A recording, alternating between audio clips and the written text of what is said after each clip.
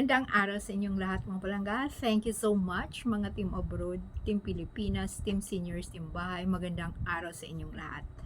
So ito na mga palangga, very controversial kay Mingay yung kanyang birthday. Diba ang kanyang asawa kuno? Kuno lang naman talaga eh. AI yun eh. Wala naman talaga kasing gawa-gawa lang yun, ginawaan lang yung ng drama, showbiz eh. So, ayan na nga, nagtataka, sa Bulgaran, sa kanilang, sa social media nila na news. So, doon ko nakita, nagtataka sila.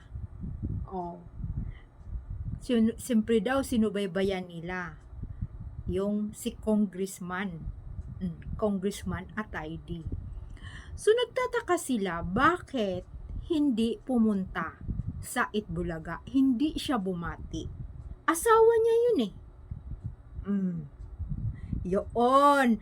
At saka nagtataka sila mga palangga, bakit daw si Mudra, yung si Sylvia Sanchez, hindi daw talaga nag-great kay Mingay. Hindi siya bumati. Ay, totoo naman hindi bumati. At hinahanap din nila yung kapatid ni Kong, na babae, na artista din, si Rhea, yung asawa ni Sanjo. Tapos yung tatay ni Kong. Hinahanap talaga nila bakit hindi sumipot at hindi bumati. At alam naman din talaga daw nila dahil, di ba pinakita mamaya natin sasabihin yung natin, ating opinion. So, yan ang tanong nila. Alam daw ng mga tao na close daw si Mingay. 'Di ba? Pinapakita daw na masyadong sweet, nagbabanding ang pamilyang Ataydi, nandoon si Mingay. Bakit ngayon niwala daw silang nakikita? Hindi man daw sumipot doon sa EB. Bakit hindi nga daw sumipot at hindi man lang bumati? So atin, siyempre, i-comments nyo na lang. Siyempre, ako, si-share ko sa inyo, binago na nga.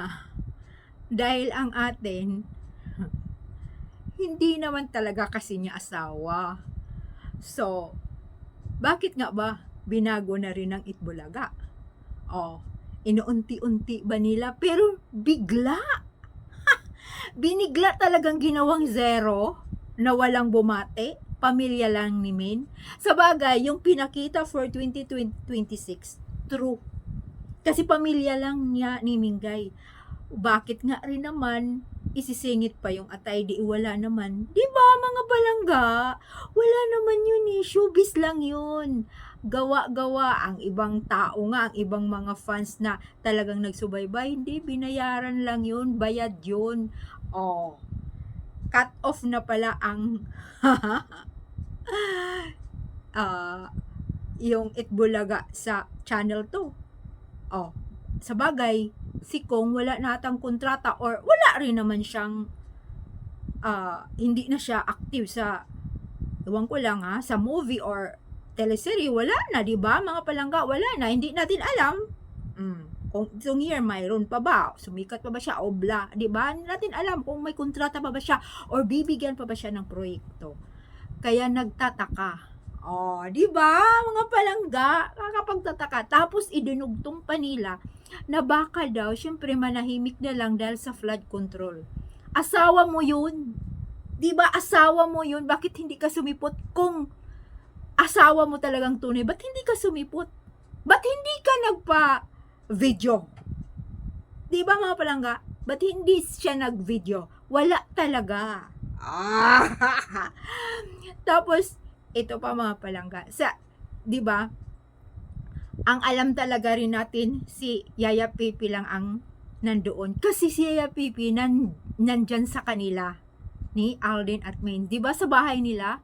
Dahil yun naman ang sinabi ni May noon pa sa kalyeserye na, di ba, sa kanya si Yaya Pipi. Siyempre, yun ang kasama niya sa studio, si Yaya Pipi lang. Kasi yan naman ang nasa bahay nila. mga totoong Aldab Nation, siyempre, sinabi na yun ni Mingay. Na pag, siyempre no, isasama niya si Yaya Pepe. Ano nga? Kunyari, hindi na pumunta si Kong doon para hindi na masali yung asawa niya. Nailabas na ngayon, nakasali si Mingay, asawa, hindi talaga yun. Dahil wala rin naman talagang hindi kasali doon si Maine sa flood control na yun. Kasi hindi naman talaga siya ang asawa ni Mingay. Hindi naman sila mag-asawa. Ay, kinasal lang sa mga hangin. Diba? Kaya yan ang ano natin. Talagang subaybayan natin kung paano talaga lulusutan. Sa bagay nga, mabilis lang. Lulusutan niya ng ibi. Tingnan nyo, ano na namang ginawa, no? Terrible, no? Terrible talaga. Kaya kung masubaybayan natin, ganun pala talaga. Kung susuriin natin, no? Ang showbiz, ganun din sa politika. Talaga naman, parang, ay, ganun pala talaga, no? Kung sabagay, hindi rin naman tayo artista. Siyempre, siguro kung artista tayo, bali, papasukin natin na ganun pala talaga yung ano doon sa loob na, ganyan pala talaga ang galawan. Pag artista ka, pag politician ka, ganun. So, ayan na nga, mga palangga. Darating ang panahon talagang mabigla siguro ang lahat na grabe, no, ginawaan ng istorya, kinasal, tapos hindi totoo. Yung matapos na ang lahat, no,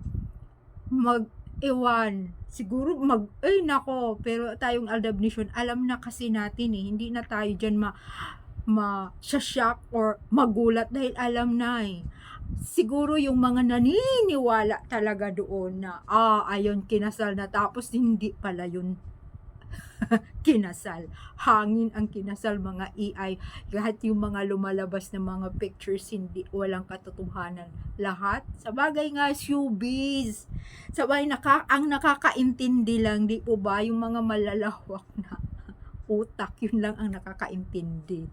Pero yung mga uto-uto na nauto nga naman na yung mga pinalabas, yun ang pinapaniwalaan, pero puro pala yung fake news. Kaya thank you so much, mga palangga, na, diba, controversial, bakit hindi bumati. Tapos, ito pa, pahabol ko, nag-post pa naman si Kong sa kanyang account sa IG. May I love you pa doon.